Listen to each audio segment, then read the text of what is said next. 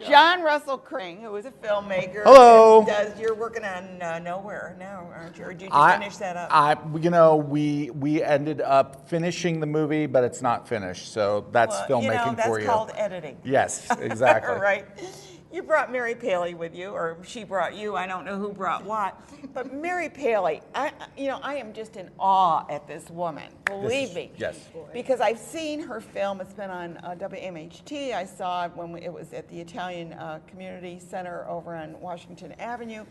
It was called The Neighborhoods That Disappeared. It really was a tribute to the people who lived during the time of the Corning Revolution, I guess you should say, where they decided to tear out entire neighborhoods, displace people, scatter them to the wind, and you documented what happened through that period. But now you have a new documentary called The Echoes from the Neighborhoods That Disappeared. Mary, what made you think about doing a second one? I had a lot of film footage in the freezer. In the freezer? I wanted to cook it up. You know, Italians are resourceful. I never waste anything. Never waste anything. I'm actually considering maybe this right over here could be a new neighborhood that we could be moving some low cost. You're building a new neighborhood? Yeah, we can move some people into this. You know, you probably that could are if they were small enough. Well, some Italians are kind of small, but you know. Well, I don't know. Tiny. They're tiny.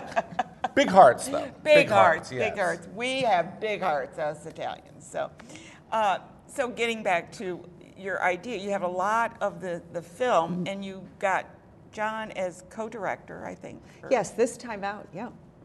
Well, we had worked together on the edit of the first one, and she had been accumulating this work. I mean, what is it, 5 or 6 years It's now? been a 6-year journey for me. It really started as an oral history project. Really? Yeah. Well, and it was great because you got a lot of footage of people that lived in the neighborhood, right. And they're going to be gone. And many of them are. 5 of the people that appear in the second film have passed on. And it's very touching to listen to their stories. Amazing people. Oh, they are. They're the most amazing people, and I think that what I heard from her was that the first film was an important work. You know, talking about the displacement, talking about the building of the plaza, and all this. But what we missed a little bit out on was just the people and the way they lived. Mm-hmm. And that it was a neighborhood. Oh they my gosh. knew everybody that lived there. That's right. They watched out for each other. They shopped there. They probably didn't even have to own a car because everything was there. You're right. It was a multi-ethnic neighborhood. Absolutely. But at the time of the seizure, when the 98 acres were seized, there was a very, very large, vibrant Italian neighborhood. There was. And many of the families there were young families who still spoke Italian. Yeah.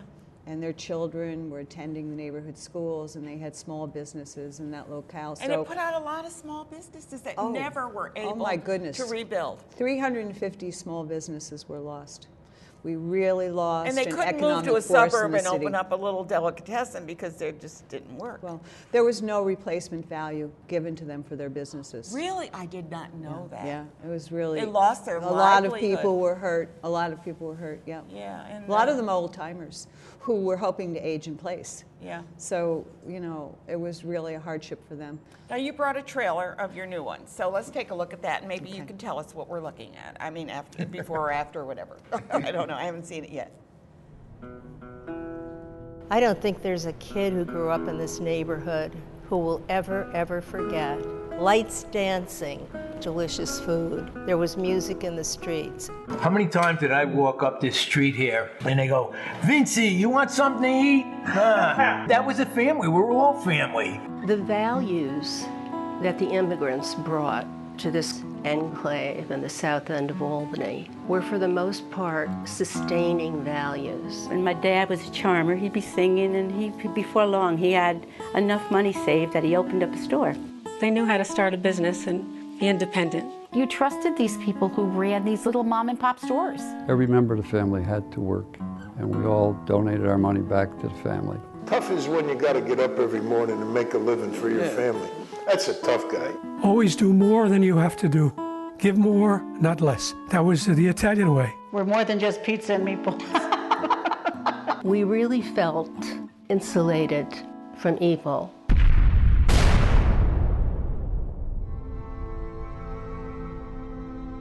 But it was the sense of community that was really destroyed, the interdependence, the social structure, the network, the support systems that everyone had built and depended on each other to provide. It was gone. They hurt a lot of people. They would condemn her home if she didn't accept their offer. What it did was it gutted that neighborhood and chased a lot of Italian people away. The collateral damage was extraordinary. You've lost something. It could never come back the way it was once the heart had been ripped out of it. I know their spirit is still here.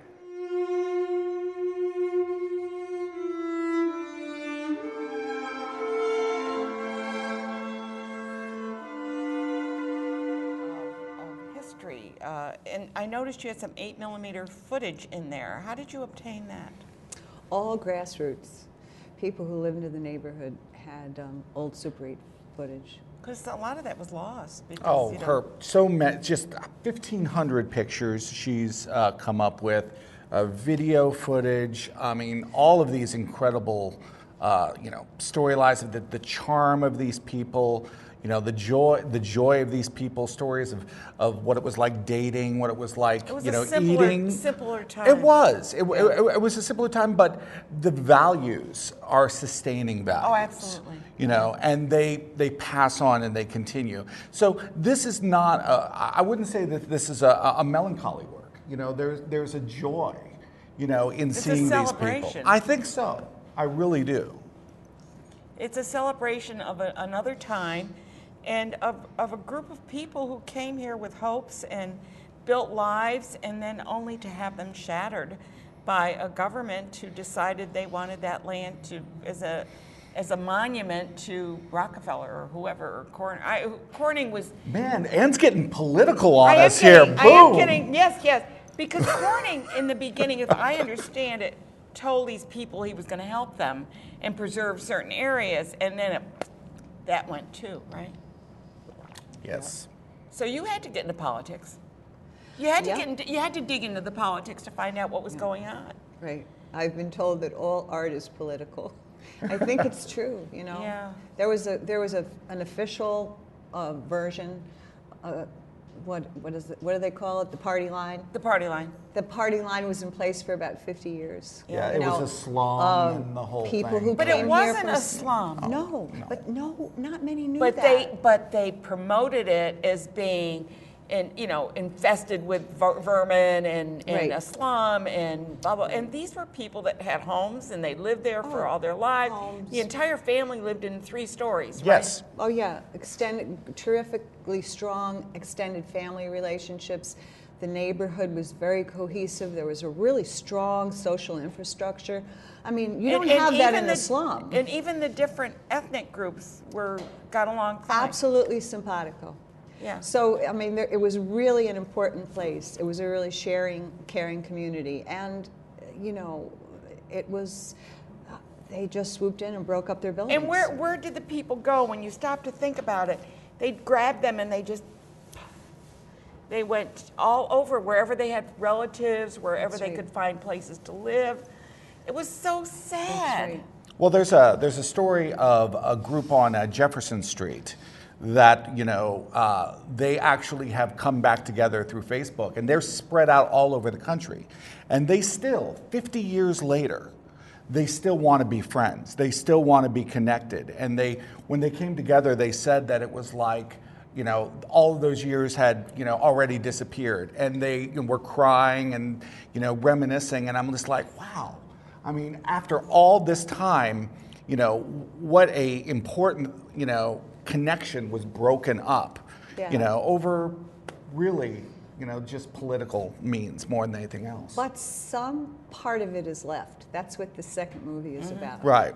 Now, this is, if people want to purchase the documentaries, either one, they can do that. Is that correct? Yes. 2 things. First of all, WMHT will premiere the second film on December 1st at 7:30 p.m. That's a Tuesday night. Okay. So we hope everyone will tune in to Set your to share this with us. DVR if you have to. People may not know, the first film made more money and through pledges than anything has ever made in the capital region. I believe that, because I saw that pledge campaign. I co-authored the first script with Pat Bulgaro, who was sort of the inside narrator of the film. His family lived in the neighborhood for 3 generations. And he will join me in the studio on December 1st to introduce the companion film, Echoes. Oh, how wonderful. And I hope that you have some, I mean, this has got to be an inspirational film, but a tribute to the people that lived there and were part of the fabric of our community in Albany. And it's so sad to see. But I mean, this happens, I guess, all over the world when they come in and displace all these people. They lose everything. But that's the job of art, really, is to show people, yeah, what was lost, but still, you know, what is still there, and this way of life and this attitude. And it's not just about like it was so great back then. These people, you know, have raised families, and you know, with the same the same joy and the same. You know, coming in as an outsider, Yeah, he's from Tennessee. I know. What do you know? I mean, what do? I usually do books. I usually do movies, you know, when I'm on here about bugs and bisexuals. So this is a completely different thing. Absolutely, you got to do it all. But just coming in, I just fell in love with these people, you know, and the opportunity to co-direct with her. And that Echoes is such an important film because it takes you through the journey from the immigrant all the way up to, you know, a vibrant community that was, you know, as it says in the film, people started to love everything Italian. And then what happened. Please. She took me, okay, I forget their name, but to a real Italian meal. And they brought out the Paratori. 15 courses. It was insane. I about died. You mean you don't do that? No, I had never done that before. You know, you go out, you eat, whatever. But, you know, it was just like, okay, you know, take this and take this. And I brought home. And what? You don't like this? I'll make you something. I brought home more food than I actually ate while I was there. Well, that's what we do at our house. Everybody takes a take. Well, and you've never invited me to your house. Well, maybe I will. How are your meatballs? Oh, they're wonderful. I just made a batch. I just made a batch. They were so good from scratch. I don't do this. He's pretty bold. I know he is. He's hungry. I'm very hungry, and I'm kind of ashamed right now. Well, listen, I want to encourage everyone to see the film, to purchase a copy of it, to encourage your friends. Maybe Christmas. This is a great idea, right? Nice gifts. But anyway, Mary Paley, I'm in awe of her, and of course John as well, because he's. No one's in awe of me, You're on the no, fringes. And no one's in awe of me. I think I lost myself. Oh, Okay. wait! Don't lose yourself. Wait. Okay, go ahead.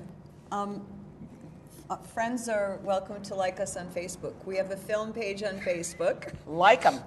Like us. It's called The Neighborhood That Disappeared. Good. I think I did like you. Okay, good.